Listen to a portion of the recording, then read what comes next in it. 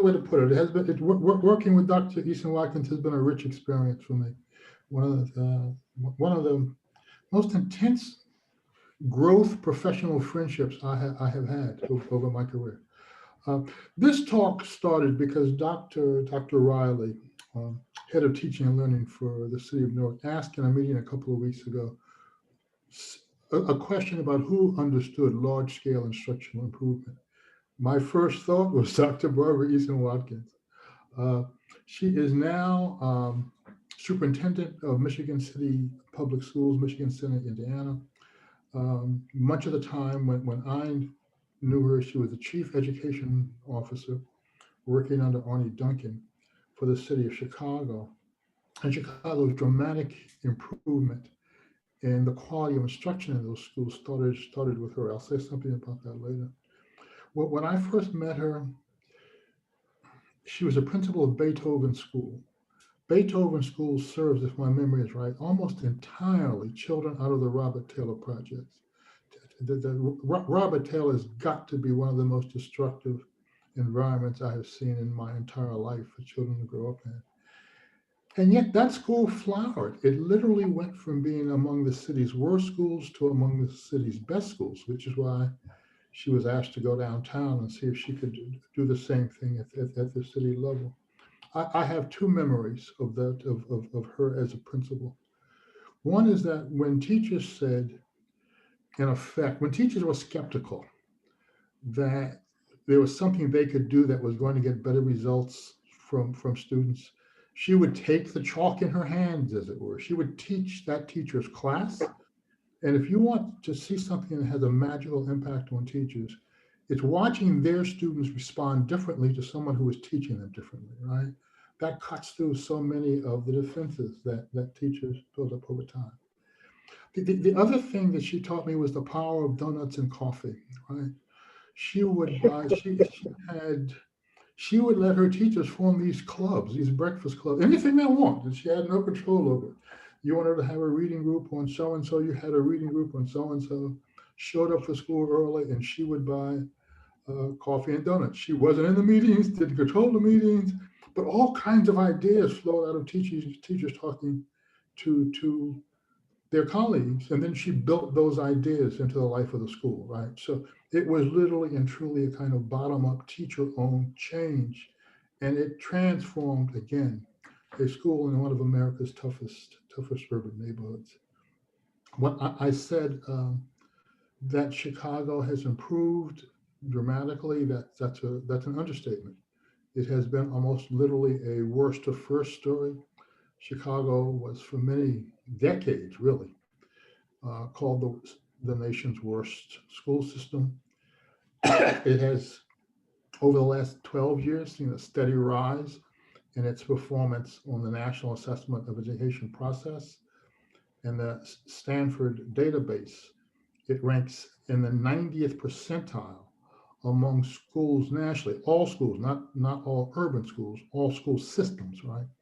It ranks in the 90th percentile for the amount of growth its students experience in learning between third and fifth grade. That is just a remarkable achievement.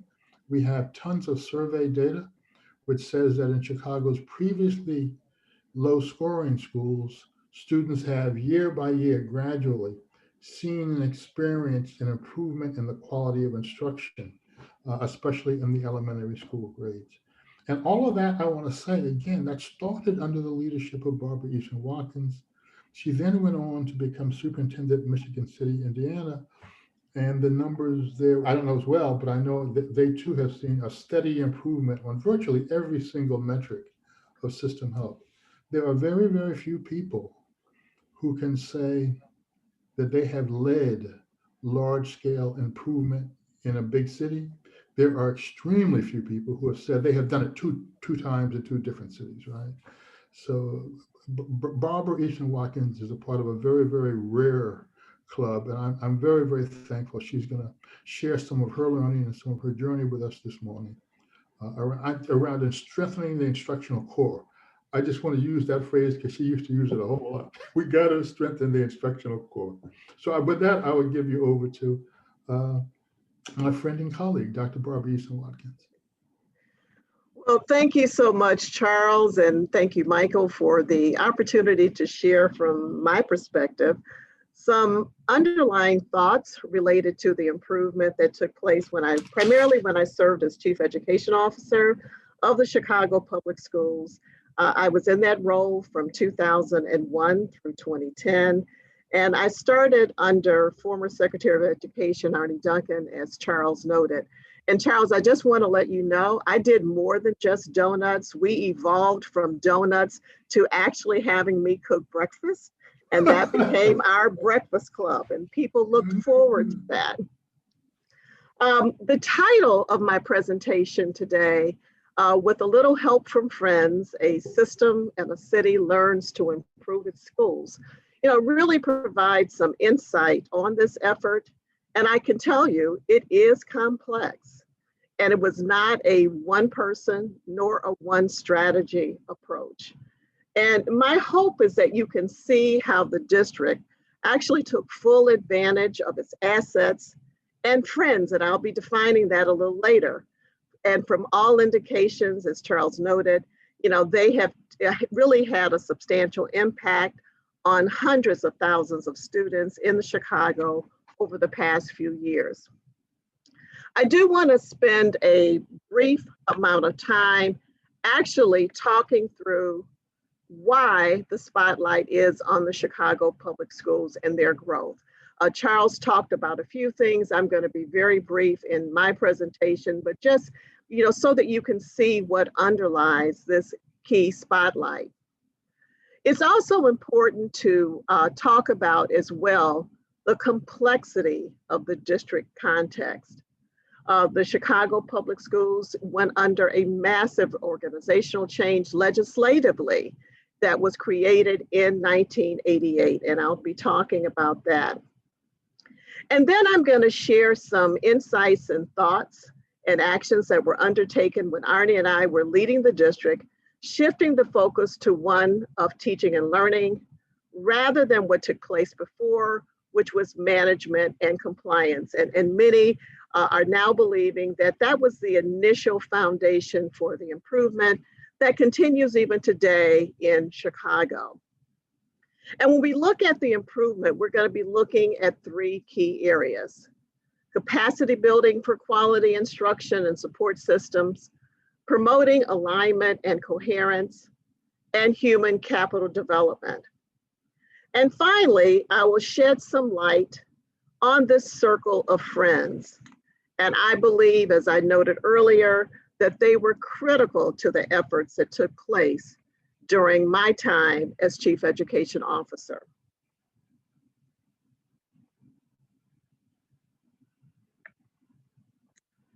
So why spotlight the Chicago Public Schools? An analysis of CPS data from 2009 through 2016 that was done by Dr. Reardon, as Dr. Payne noted, and he's a professor of poverty and inequality in education at Stanford University, showed that CPS stood out. They improved on standardized tests year after year.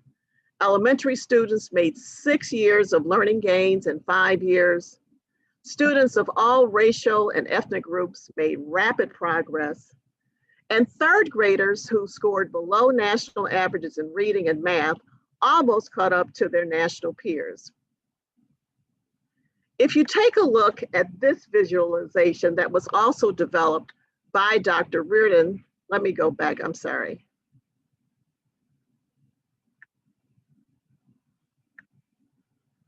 If you take a look at this visualization that was made by Dr. Reardon, you can see where CPS was in 1990. In grades 3 through 8, their growth was at 0.84. By 1996, it had risen to 0.94. By 2001, it crept up to 0.97.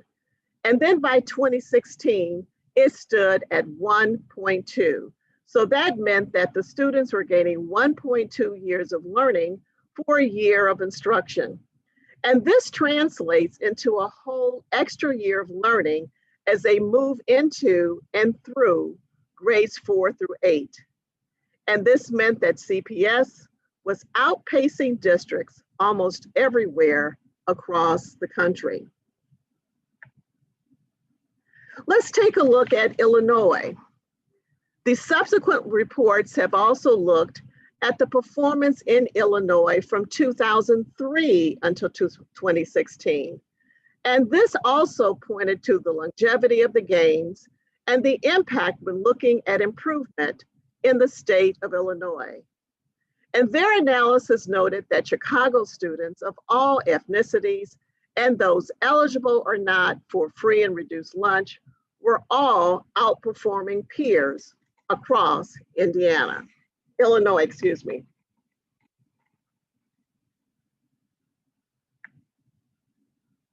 I also just want to talk a bit about some of the high school data. And there have been studies by the Consortium on Chicago School Research, and they have noted that the number of ninth graders who finished their first year of high school on track increased by 27% from 2016 from 2006 until 2016. The ACT interest scores rose by 1.4%. You saw high school grads, a higher percentage of them, actually earning a score of 21. And what was really important, the biggest improvements have been among Black and Latino young men. But let me talk about the complex district context. The 1988 School Reform Act decentralized and empowered local schools. LSCs were local school councils that were created. They were elected at each school, consisting of parents, community members, teachers, and the principal. And at the high school level, they also had a student representative. But it also, through the decentralization, paved the way for teaching and learning approaches and curriculum to vary by school. And I would say all 600 of them. And this truly created a challenge for central office. The 1995 Amendatory Act layered on top of the 1988 legislation. With this, the mayor gained significant control over senior district appointments, meaning they appointed the CEO, they had influence over the appointment of the chief ed officer and others. They appointed the school board and the district budget. Most of the schools retained, through decentralization, their control over curriculum and instruction and the right to hire their own principals. The only change that took place was the lowest performing schools. And this was about 20% of the schools back at that time.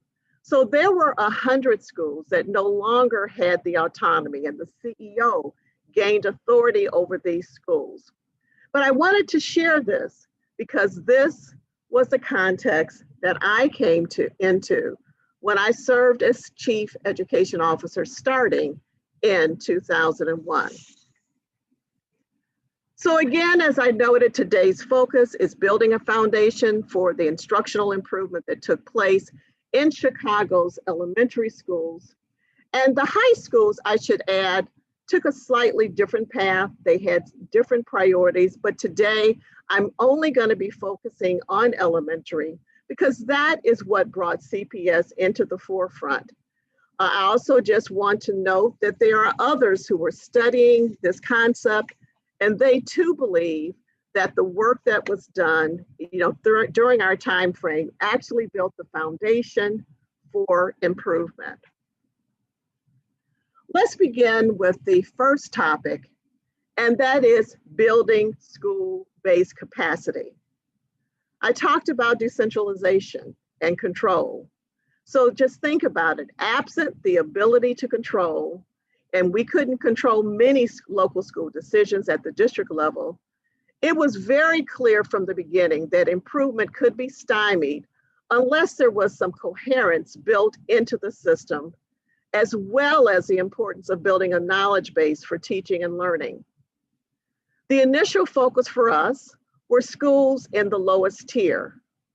Others we encouraged to opt into our programming, and we also offered incentive in terms of resources that we made available. In some cases, it was curriculum, in some cases, it was people. But our initial focus was the Chicago Reading Initiative and the Chicago Math and Science Initiative. Both promoted for the first time in Chicago a common district vision, a common framework, and a commitment to building a knowledge base. We also wanted to ensure that we were using research-based programs. We encompassed a lot of slack initially for moving forward in this manner, but it was really important that we were not just purchasing a program that may have just had a lot of frills. We were actually looking at something that had a research base. There was an extensive amount of professional development offered in the content areas and focused on pedagogy.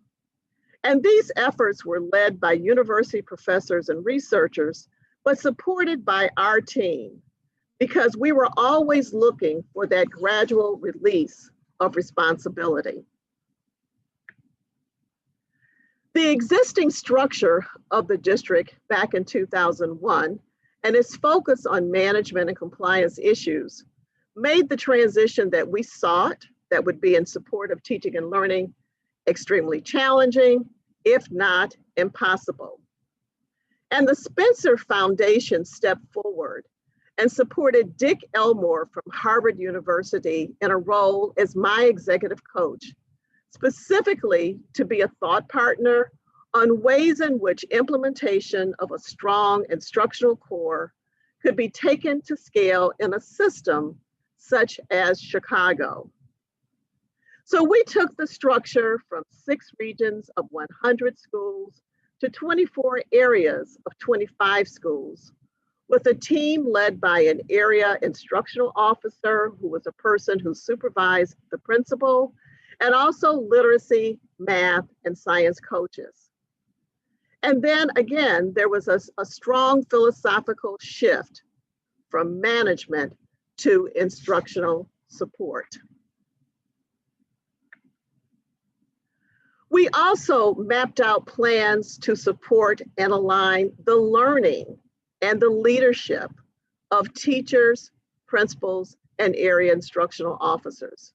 This included workshops, study groups, guest speakers, clinical field work so that we could really look at the classroom in a common way and identify needs and really figure out ways to support the practice.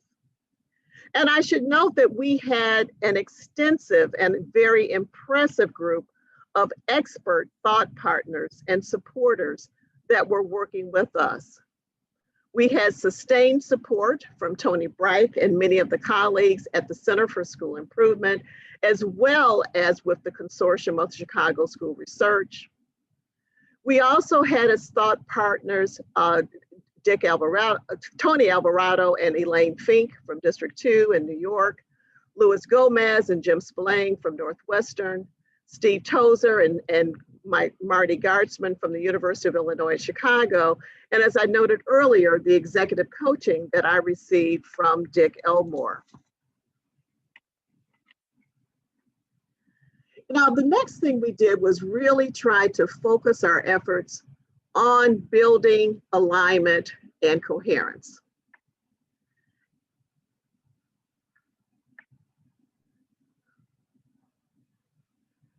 Decentralization created a scenario where, as I noted earlier, all 600 schools could have varying curricular options in literacy. And I can tell you, some purchased basal systems, some pieced together components from various programs, and often there wasn't even a building level coherence. And I experienced that as a building principal when I was sent in a turnaround role when I was in Chicago. I could go from classroom to classroom at the 3rd grade level, at the 4th grade level, and not one of them were using similar materials or approaches. To maintain some level of choice, there were 3 curricular options identified in literacy. These were mandatory for low performing schools, But for those that opted in, we provided literacy leaders during our first year of implementation, and that was a carrot.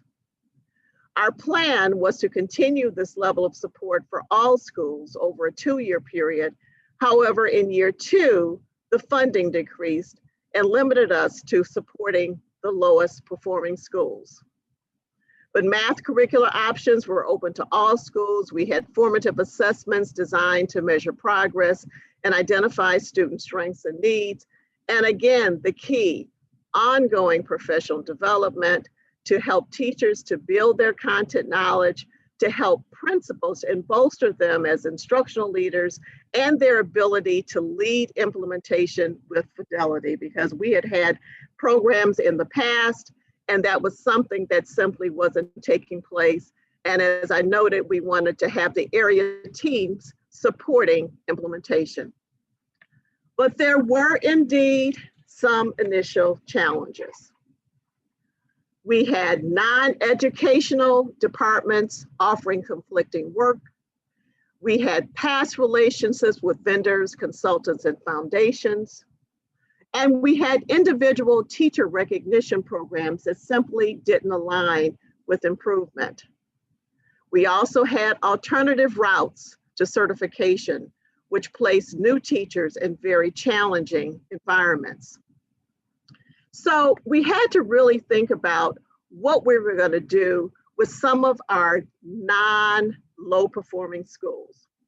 So to promote alignment and coherence, we worked in partnership with the Chicago Community Trust, and we created a literacy initiative to advance 50 mid-tier schools whose progress was stagnant.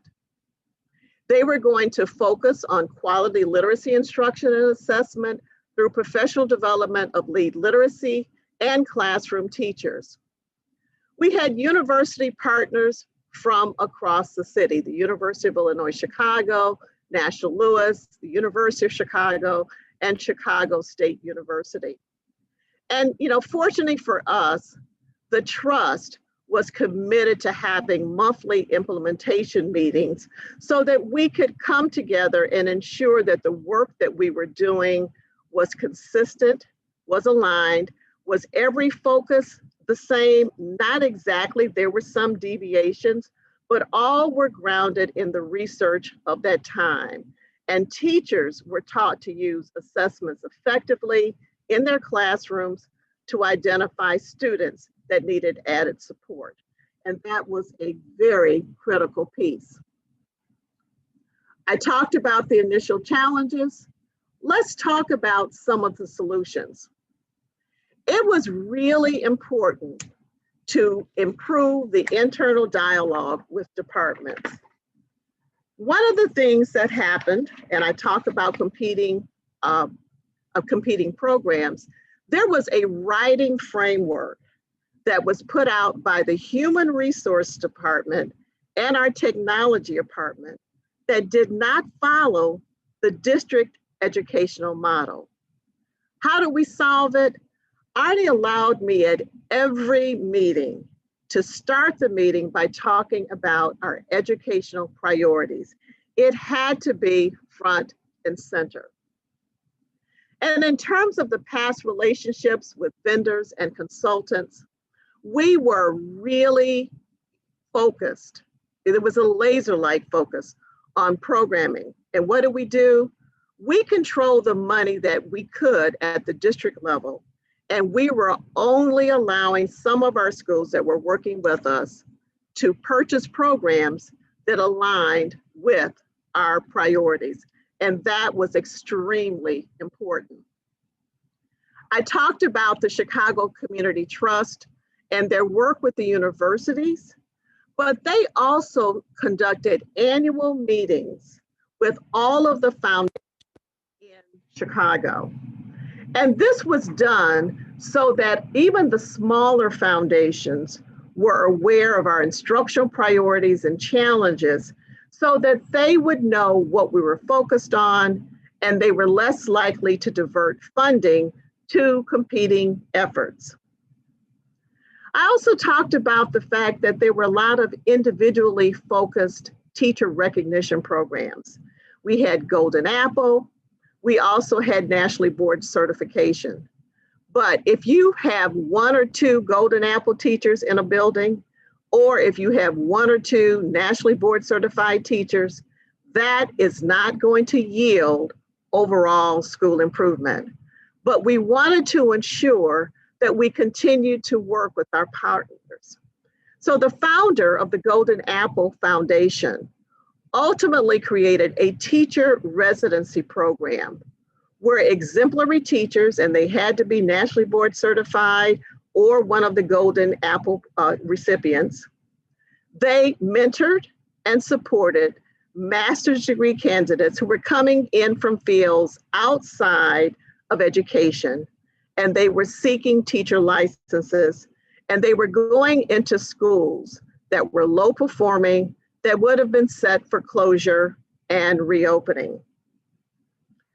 Again, we had many organizations trying to work with us. Alternative routes to certification were in the forefront at that particular time. But what was happening is we had new teachers who had no background in urban education going into our schools, and it was quite a challenge.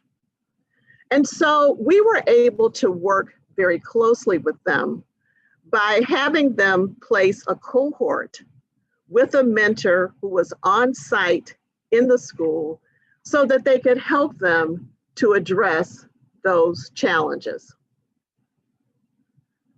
Some of our biggest challenges were in the area of human development.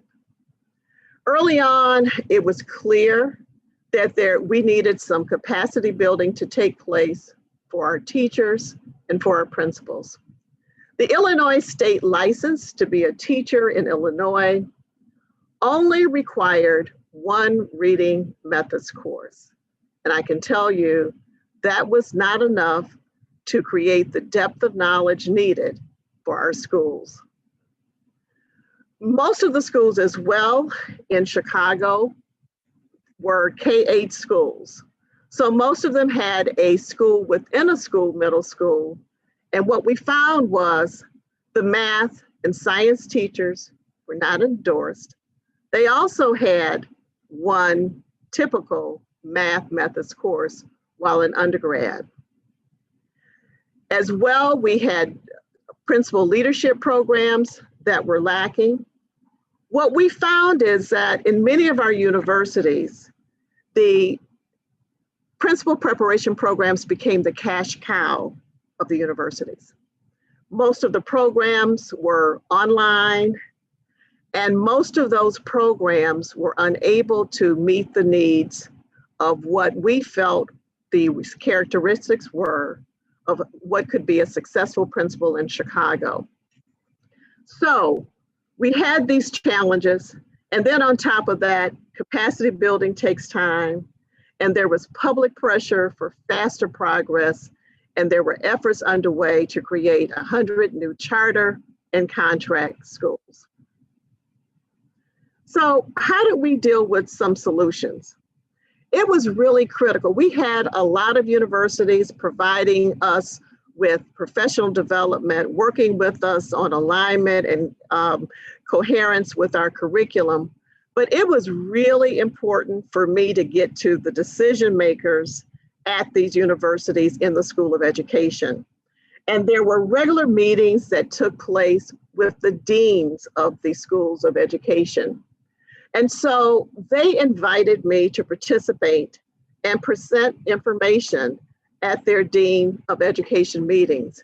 And they were really shocked when I talked about the fact that if there were students coming from their institutions who were simply not prepared, especially in the area of reading, to ensure that our students could get a quality learning experience. These conversations led to conversations internally at these universities, and I can say substantial program modifications that took place over time. You know, I noted that most of the 6th through 8th math teachers weren't endorsed. And so we were very fortunate that the president of the Chicago Community Trust, who came in with me as the president, had a background in district level improvement. And so they gave us $5 million initially to support the literacy initiative that ran across the universities. Their next step was to add and give us another $1.5 million, and they made tuition free for up to 3 courses for our teachers in grades 6 through 8 so that they could deepen their knowledge and skill set in providing instruction to our students. In addition to that, the University of Chicago had a master's degree program where they had students that were taking mathematics classes, leading to the master's degree. In many cases, they came from other fields, but they were getting their mathematics degree in teaching in mathematics. And they were doing that at the university. Well, we had to figure out a way to get them involved in our school system. And so we worked out an agreement where they would serve as teacher assistants in some of our schools during the day, and then they would have their classes in the evenings. And this was really important because in many cases they were from out of town, but they opted when they completed their program to stay in our system. They got experience in our school system because many of them had come to Chicago without a background in urban education. And so it was just, really thrilling to see the connection that those students made. And by us supporting them as teacher assistants, they had health insurance, they had spending money, their tuition was provided by the University of Chicago, but we created a new cadre of students. And what happened in Chicago, we had a group called the Chicago Public Education Fund, and they were comprised of influential business leaders. They were individuals who knew how important it was to have someone at the helm of a business, and they looked at our schools as, in a business model. And so they said, we need to do something to ensure that you have the very best candidates. At that time, there were some new research programs that were emerging at some of our universities who were not just, focused in on the monies that online principal preparation programs were bringing, but they were really looking at the skill set that principals needed across multiple factors in order to be successful. And so these individuals actually raised money to support studies that we could do with the programs that were emerging versus the programs that were in place to identify which would be the best programs to create a cadre of results-oriented principals. I also provided from my budget, a quarter of my budget, and directed it towards principal preparation because we knew that we could not move our schools without having quality principals in the lead. And then, I talked about the changes that were taking place, the public pressure that was taking place. And I can tell you this was rapidly shifting money away from capacity building, which takes time at the system level. And it forced, school closures across the district. It caused personnel transfers. We had community unrest. And so one of the things I asked is if we could move forward within my department and create a turnaround effort focused on capacity building, and let's see if we were able to make a difference. I wanted to let you know, despite all that was happening, the challenges that were there, all of the things that, I've described thus far that we were doing, both in terms of providing a quality instructional core for the district, having our partners align with us, making sure that we were building capacity at multiple levels. There were some other things that really mattered for us. And I would say the first is the focus on early childhood education. Chicago had a Head Start program that operated out of the city. And what we found is that it simply wasn't meeting our needs. Some of the programs were in our schools. Those students were served with certified teachers. Others were in community institutions, and those weren't necessarily providing the strong foundation that our early childhood students needed. And so we began by partnering, first of all, with the city's Head Start director, and then with Erickson Institute, which is a renowned institution in Chicago focused on early education. And we began to do professional development for all staff, the school-based staff and the community-based staff in conjunction with Erickson. In addition to that, out of our budgets, we provided a half day from CPS certified teacher to go out to the community-based organizations in their programs so that those students had a half day of instruction from a certified teacher, and then they moved to a second one. So these teachers were serving 2 community-based programs a day, but those students had exposure to a certified teacher. But even more so, we engaged the founder of Erickson Institute, who was a highly respected early childhood advocate, and she came on loan with us as an advisor and later became the director of the program. She once said to me, it is important for all of these universities who are preparing students to work in your schools, to really spend some time in the school so that you have a deeper understanding of the work that's required. And we were able to work in partnership with the state and the federal government, in addition to our local dollars, so that we could coordinate broader quality opportunities across the city. You could walk into one of our buildings, and they had early childhood programs that were funded through federal efforts, through state efforts, or through local efforts, and you couldn't tell who belonged to which programs, but they were all receiving a quality experience. I can't say enough as well about our focus, and I would say our ongoing focus on data and research-based practices. We had key researchers and analysts from the University of Chicago who became part of our team. And they were there so that they could see firsthand what our needs were, that they could provide a more frequent analysis and a report on our initiatives. Because in many cases, you may start something and you have an idea of what the goals are and what should be happening, but those things aren't happening.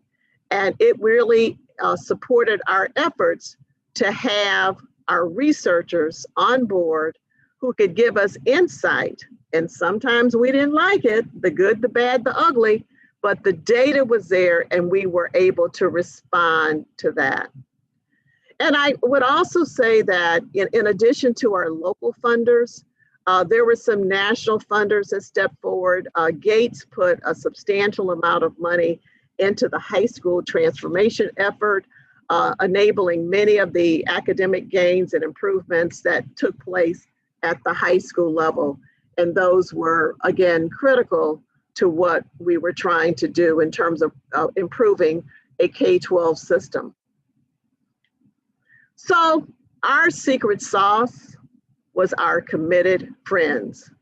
And I can tell you why I believe that lots of cities have active university partners. Many of them don't talk to one another. They don't work together. They aren't necessarily focused on your priorities. We were very focused, and we had university partners who were working closely with us. We had foundation and civic leaders who were working closely with us.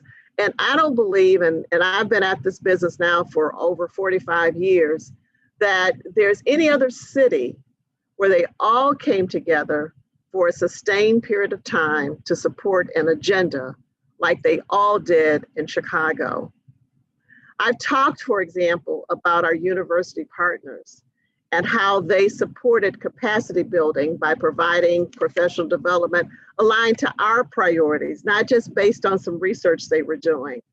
But they also, in addition to that, they provided opportunities to listen to our needs. We engaged in conversation with them all of the time, and many of them served as members of what I called a kitchen cabinet to discuss ideas and provide valuable input.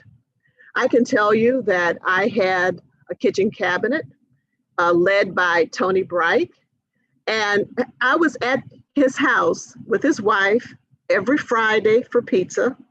We would go through things that worked well, things that didn't work well, because Tony had an extensive background in comprehensive school improvement. And so, he was someone that worked very closely with me and others. The academics from the universities as well, I always say they got in the weeds, because it's really easy for someone to sit back and just tell you what they think based on the research, but they got involved with us directly so that they understood and they could really help solve our problems.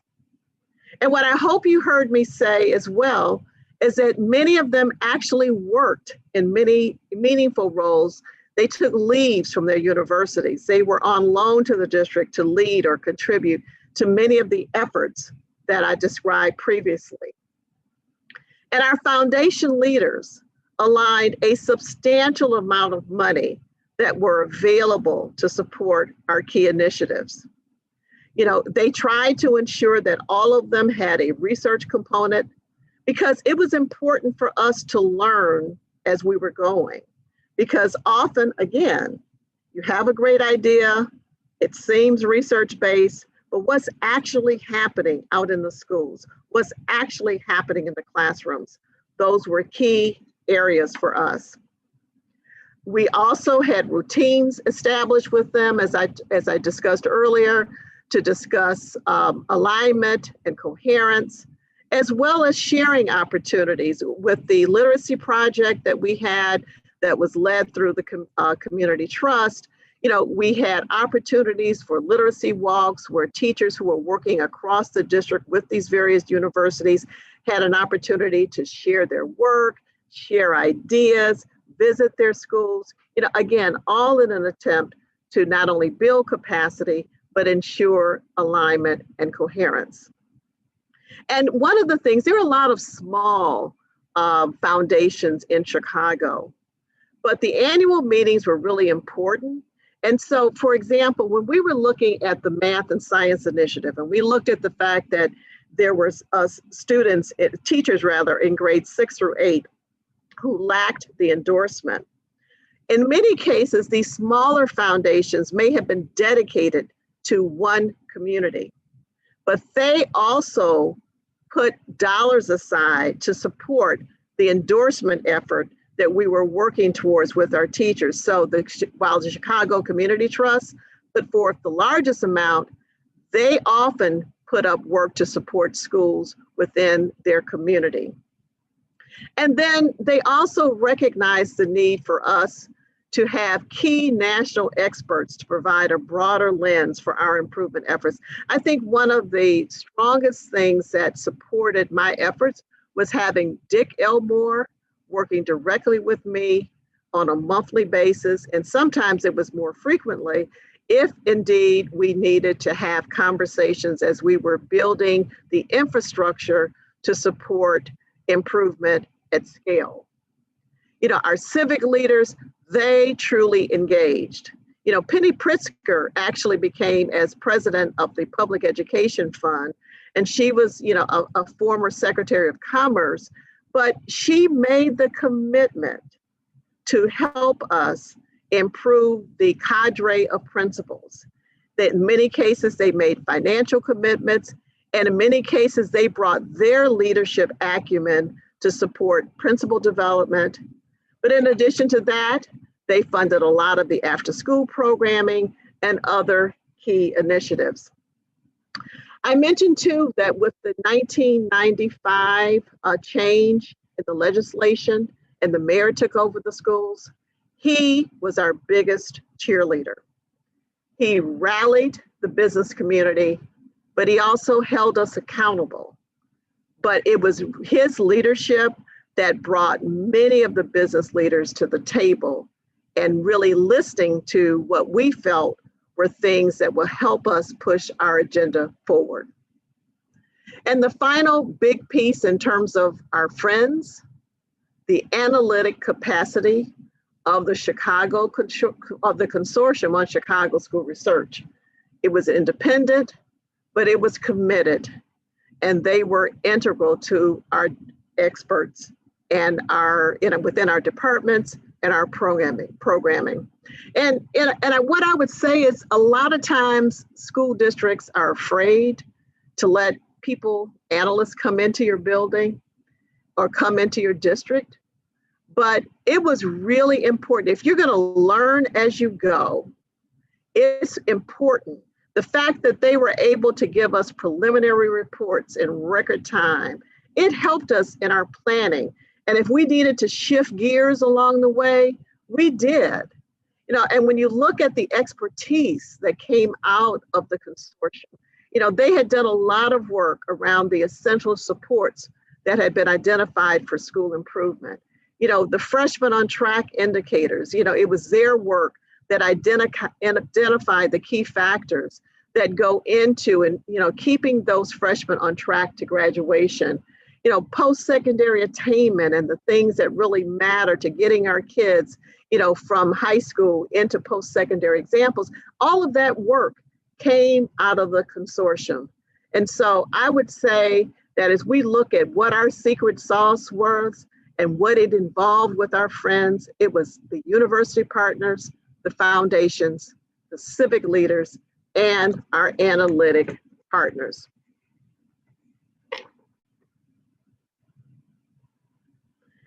One thing that I would like to also add, and Charles mentioned this, when I was a principal, Charles was one of the key individuals. I allowed researchers in my building all of the time. I went into a school that had been identified as being one of the 100 lowest schools in Chicago.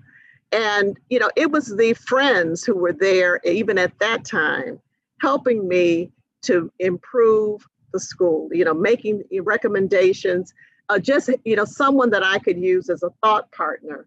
And I can tell you a few I've called upon in my current role, because I moved into a community that really lacked the depth of, I would say, professional universities, that lacked the analytic capacity.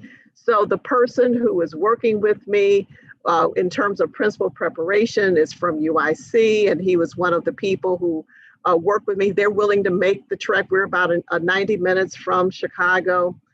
Tony Bright has continued his work with the Carnegie Foundation and Improvement Science, and I have had my teams, working in conjunction with them. Literacy experts, I brought one from National Louis University. There's another who had previously worked with the University of Chicago. And we were just at that time building capacity. There is no incentive in our state for teachers to take extra coursework. And so we had to create our own literacy academy so that we were able to ensure that we were developing the depth of knowledge in literacy. But what I've done as well, is we are launching this year, after piloting for a year, a new English language arts program. And one of the requirements for the program that we selected was they had to be able to deliver an infrastructure of long-term support, that really responded to our expectations. Because when I first got here, it was, one of the key factors that was missing was simply monitoring student progress. When the standards changed, that took everybody back to square one, because you had more rigor, more depth involved, and our teachers really weren't ready for that. And so this infrastructure of support has been really helpful. And I would say that just overall, in terms of my philosophy, this work is really, really hard. And it's really too hard to do in isolation, and it's not quick work. And you need help from friends. And these are friends that are willing to work with you and support you over the long haul, and who really come together in support of not their agenda, but really in support of your agenda. And that is, in my view, what made it possible for us to better serve the students in the Chicago public schools. And again, I'm sharing my perspective as the chief ed officer back during that time.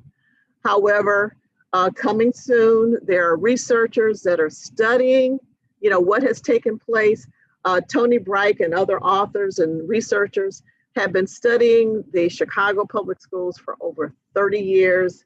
And, Tony worked in the system.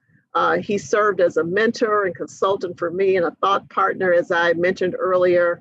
And so, it's important that this is not just my perspective. I wanted to share that the researchers are also saying that the foundation, the things that we did around establishing that strong instructional core, focusing on teaching and learning, building alignment and coherence, these are the things that really mattered. But most of all, having the close set of friends who are working with you. So, I hope today's presentation has been helpful to your understanding of what took place in terms of forming that foundation. And again, the researchers are quick to say, we saw some improvement in Chicago. What they're looking at now is that the growth of the students started with our work in K2 and our work in pre-K, and it takes time. And, I want to thank Charles Payne. I tell you, it's 1 week before holiday break. A lot is going on, but he has been a dear friend for so many years. And when he called upon me to share my engagement in the Chicago story, I couldn't turn him down. So I hope it's been helpful. And now I think we have some time remaining, and I'll try to answer, as many questions as I can for you. And I hope that it's been helpful. I'll send my information before the session ends, and we'll be able to go from there. Thank you for such a fascinating presentation.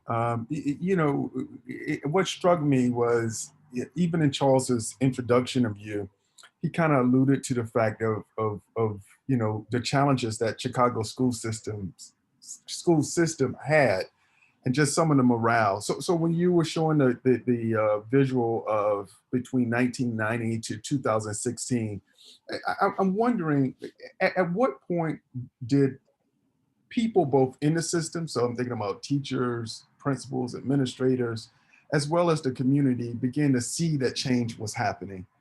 And how did that change the morale, both inside the classroom and the community? And you kind of alluded to the fact that the mayor was a big cheerleader in terms of getting the business community. But I'm thinking about a system turning around after decades of challenge. At what point did people see that change? And at what point did morale, both inside and outside of the classroom, begin to change? I would say that if you look at the chart that I shared earlier on the Illinois data, the state of Illinois data, we began to see improvements there starting in 2003. But what happens, I would say, especially in a political context, you have to constantly have huge gains, and huge gains aren't always going to take place at a given time. And so we had incremental progress. And I would say it was that focus on the incremental only that led some to say, well, this isn't moving fast enough, and we needed to do more. I would say that with Sean Reardon's focus on Chicago in the last few years, it's really now refocused attention on, wow, there really were some good things that were happening in Chicago at that time. And again, we did have data. The morale of teachers, we were making progress. We were highlighting things that were happening. But I would say in the last few years, there's been a huge sense of pride that has evolved around many of the people who were involved in that effort to say, they realize now that they were part of something very special, and their pledge to can really continue. But again, we saw progress. But what really has been important to me is to see how things have been sustained. Arnie left in 2009, I left in 2010, and you still see that things are continuing. The focus on teaching and learning has not shifted back to management and compliance. They're still learning, they're still using the Chicago consortium on Chicago school research. All of those things are still continuing. Mm-hmm. So, and I can tell you as a building principal, when I first met the team from the consortium, they came into my school because I had been sent there as a turnaround principal, and they were comparing the data on my school after a couple of years versus some of the other schools in the community. And they were like, what's happening at the school? Why is it different? And it really made a huge difference to my teachers. You would have thought that they would have closed the door and said, do not come into my building, but that's not into my classroom. But they were so proud. We had the opportunity when the Center for School Improvement started their charter school. We worked in partnership with them, and we got a chance to visit them. They got a chance to visit us. It was a mutually beneficial situation. It's not the competition that you see in place now between public schools and charter schools. But, teachers were staying after school. I ran out of money to pay them for extended day, and that didn't stop them. Wow. They were really energized around learning. And so when people see that what they're doing is making a difference, they become more energized. And, I think I saw principals in Chicago who became, once they were seeing results in math and results in literacy, they got excited. Mm. But I would say the city as a whole, it's really been of recent that you really had the really strong response to wow when you think about the Chicago public schools. And so we have two questions. I'll ask Anita, and then after Anita and the answer, Robin, you can ask your question next. So Anita, if you can unmute.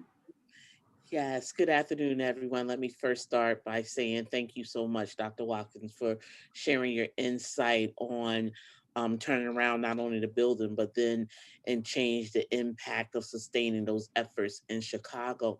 One of my questions is I've had the privilege of being part of a turnaround situation within inside of a building as a school principal, and doing putting in many of the infrastructures that you spoke about. I've now recently transitioned to the level of assistant superintendent, and I'm finding that same culture on a much larger scale is so much more difficult.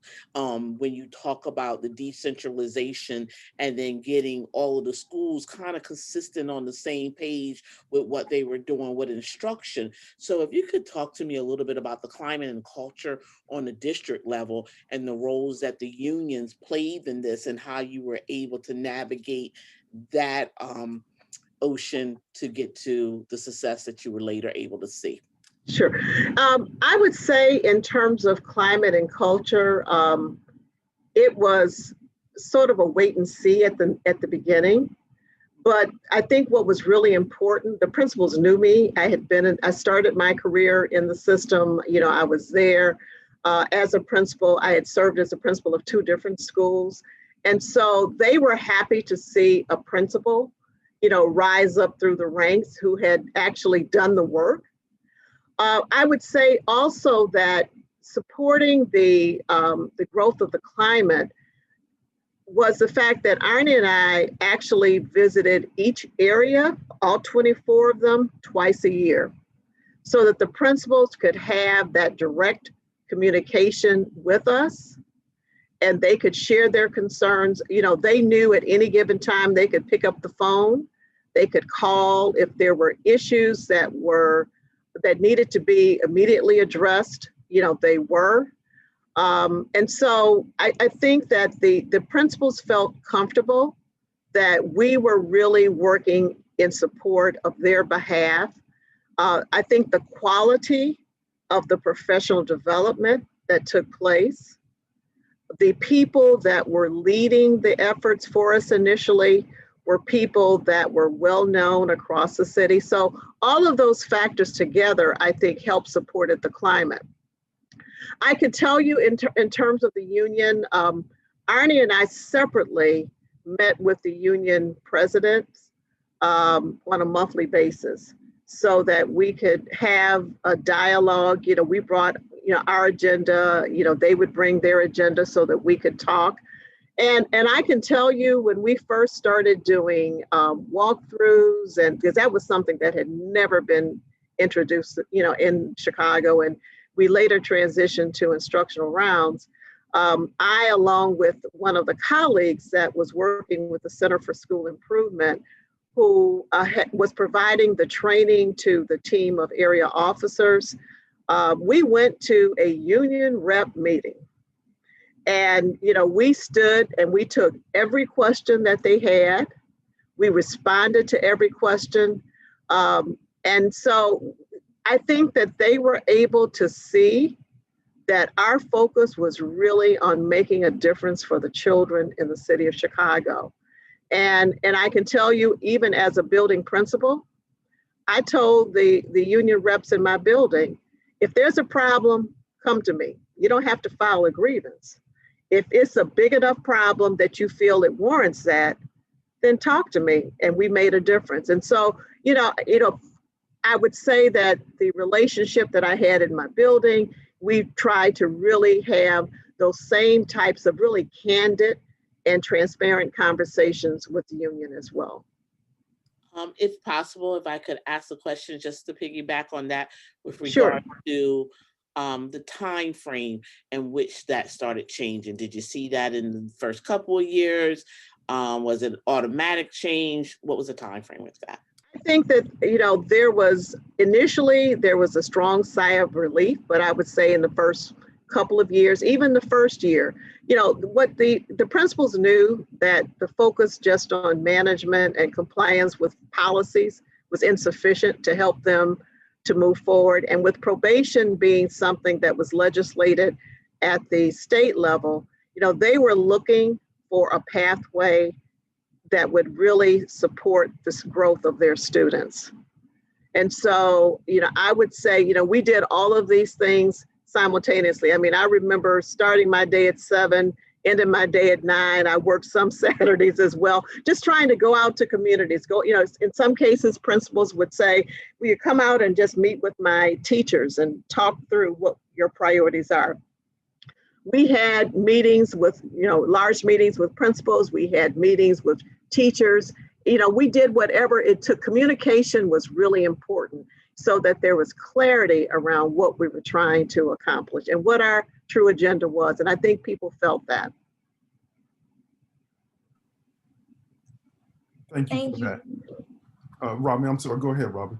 Okay, thanks. Thank you, Dr. Watkins. I really appreciate your presentation today. And it's kind of cool. Dick Elmore was one of my former professors. So I can imagine he was most motivational in Yes. his support. So my question is really around replication, particularly, there are always thoughts about that. So have you been able to take any of your learning or any of the structures into your work in Michigan City? And if so, then what are those? And if not, what elements do you think need to be there in order to have that happen? So let me start with the instructional core, because to me, that's just essential. That was something that we began stressing, from, day one. However, I lacked the resources and the assets here that I had in prior places. And so we had to figure out how to recreate, in some cases, the resources to support capacity building that didn't exist. We did not have the principal leadership. Initially, we didn't make any changes. In fact, let me just add one thing. The person who came as my associate superintendent with me to Michigan City initially, he had worked as the head of curriculum for me as well. And so one of the things I negotiated was I need to have a person who understands the vision that we're trying to enact. But the principal leadership piece has been, it was very, very challenging. And finally, a few years ago, I just went to Chicago one day down to UIC, and I just sat down with Steve Tozer, and I said, look, I helped you all get started. I need your help. And, so he and his team have been driving out to Michigan City. We're now in year 3. And so, in some cases, we've made some principal changes because they felt that, what we were trying to do in terms of building their leadership and instructional leadership and our expectations for collaboration with teachers, it simply was beyond their boundaries. And so, but, that's something that is ongoing. The work that we've been doing in the past 3 years with the Carnegie Foundation around improvement science, really has given us a basis for, we don't have analytic capacity. We have to sit down and do work ourselves. Initially, I can tell you the Boston Consulting Group, who had done a lot of work in Chicago, did some work with me to help me do a deep dive data analysis. I can pick up the phone, I can call various people that I work with in Chicago who can help me look at data. But that's been a very difficult challenge, for us. And we've just simply been, building systems and purchasing systems that, in essence, are able to provide a dashboard that gives teachers, information on the skills that the students are lacking in. One of the things that has enabled us to really, I would say, sustain the capacity building work here in Michigan City is that the community trusts what we're doing. We had some strong gains, the first 5 years, with the change in the Common Core, and we then this Indiana switch from Common Core. It took everybody, back to square one. But one of the things that was really important to this community was building a workforce. So I have a very strong relationship with the business community.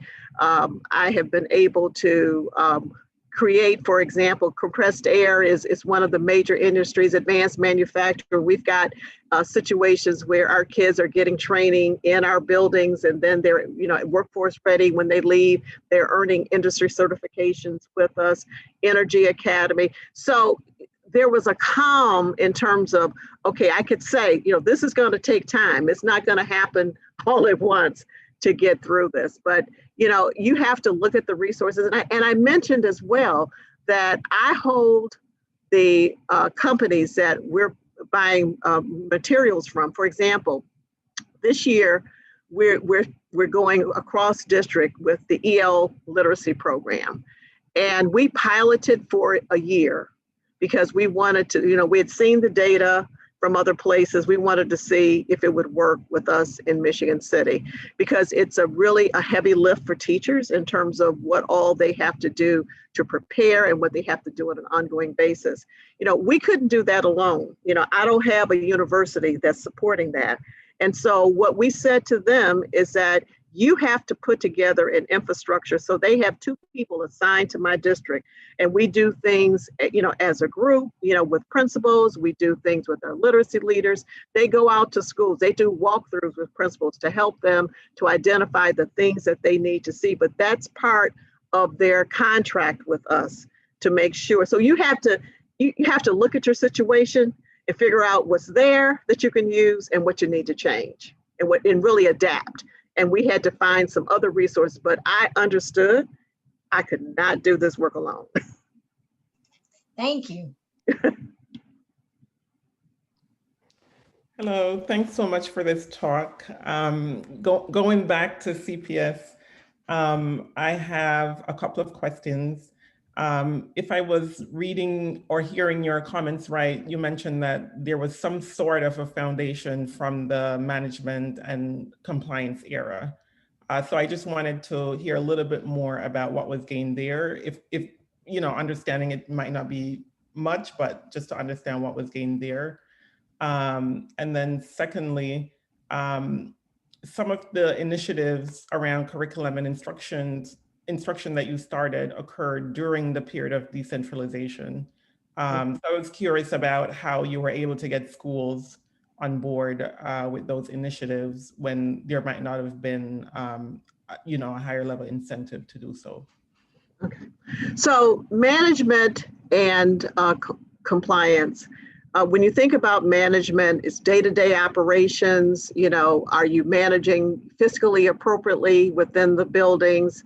There were federal and state mandates, you know, policies that had to be followed. And so, you know, we had region officers who were in charge of 100 schools. And so if you received a citation from the state or a citation from the federal government for one of their programs, that's when I say management and compliance, you know, those are the things that I'm referring to.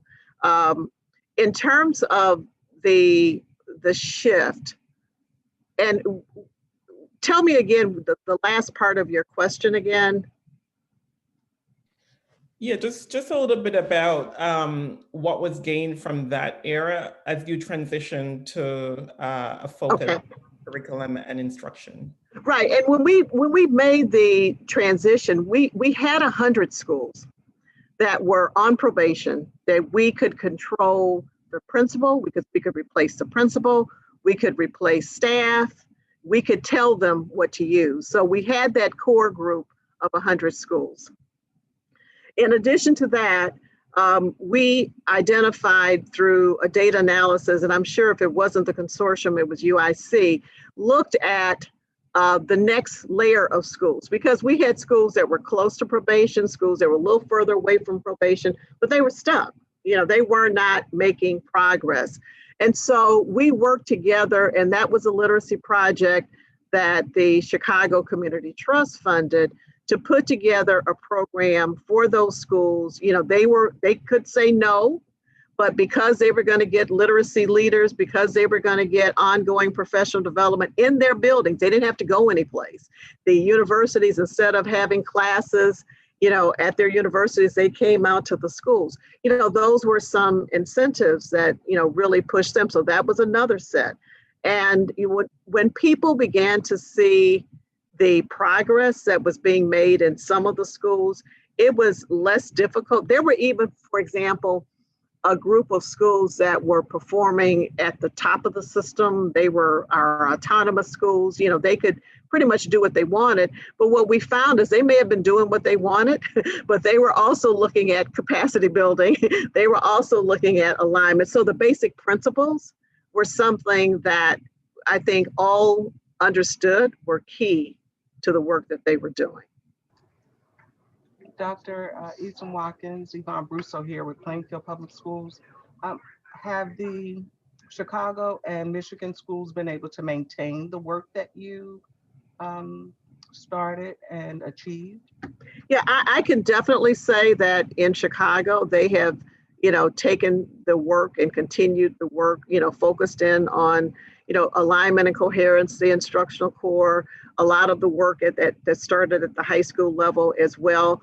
And I would say in Michigan City, you know, we're still, you know, working, you know, with our partners to ensure that we're able to, you know, build the capacity needed to ensure that things can continue. Because one of the reasons, you know, I've been doing this now this is my 46th year in education, so you can do the math, but it's important to me to stay until things are set.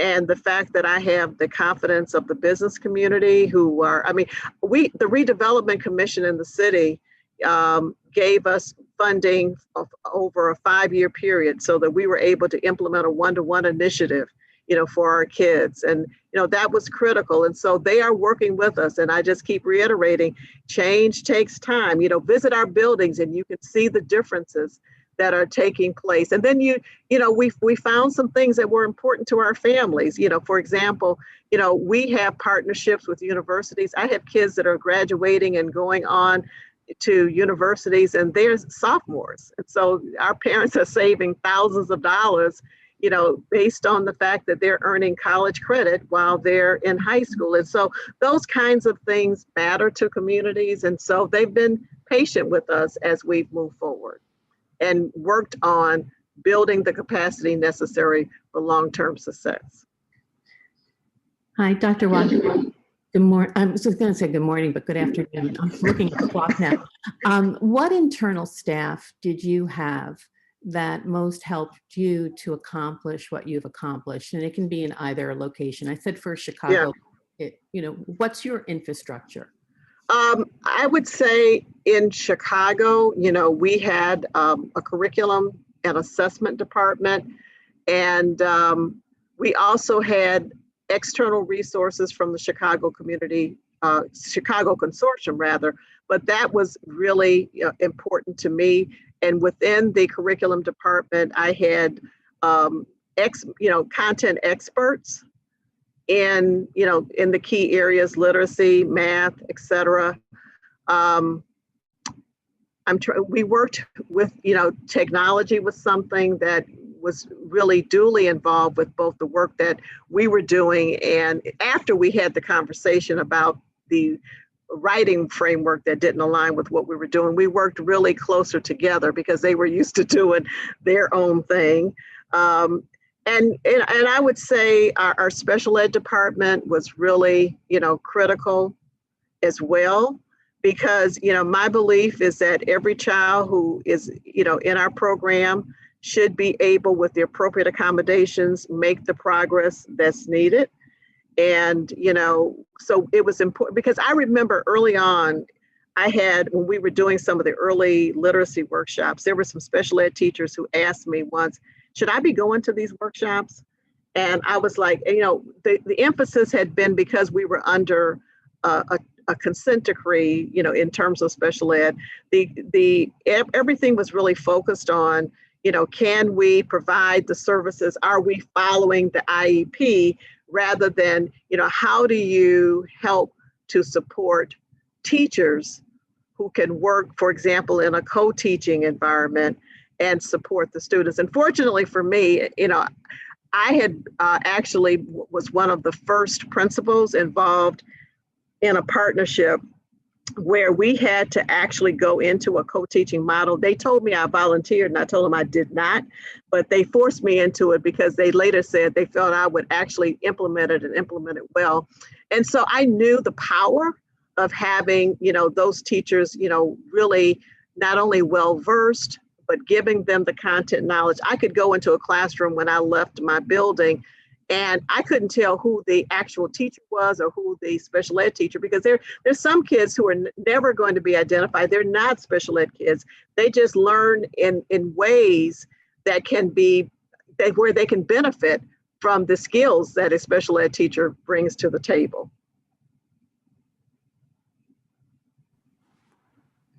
So, Dr. Eason-Watkins, I really want to thank you for such a wonderful presentation. As you can see by the questions, the information that you provided really allowed us to kind of see education in Newark in a more comprehensive fashion. So really want to thank you for your time. I know you have a hard stop at 1, so I want to be mindful of that time.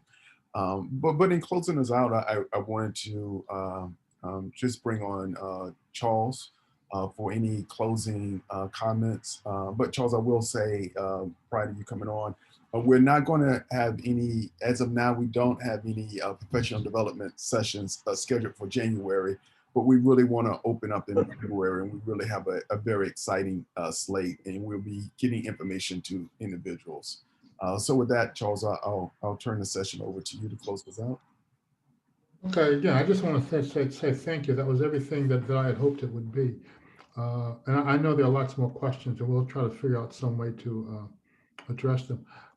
One, in terms of some of the people that you mentioned, Tony Bright, Steve Tozer, who led so much of the principal leadership development work, They will be speaking in this series either later in this year or early in the fall. So you'll be getting their take on this history as well. Tony has just finished a new book on improvement science, and he may talk about that. The other thing that I want to say is I will be doing a talk about the landscape of urban education reform probably late in the spring.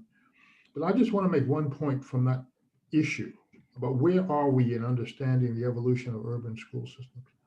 For my career, which is easily over 40, almost 50 years now, every damn year, virtually every big city in the country sent back scores which said urban kids are learning 7 to 8 months worth of material every year. So every year they're falling back 2 or 3 months, right?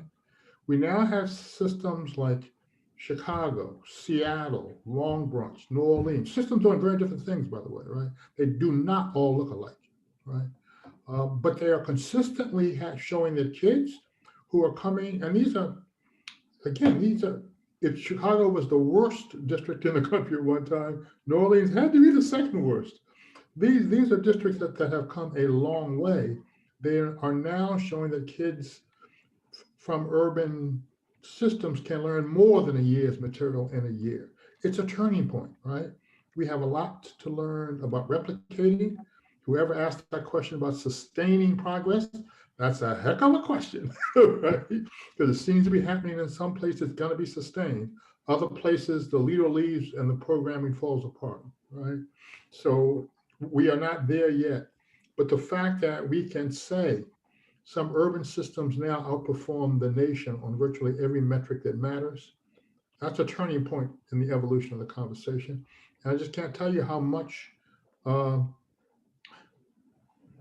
just all kinds of gratitude to Dr. Barbara Eason-Watkins, not just for the talk, but for her helping us to learn what is possible to do with kids that too often people have low expectations for. So thanks again. And this conversation will continue in some form. Well, thank you for the opportunity, Charles. And again, you have been a long-term friend over time, and I know I owed you big time.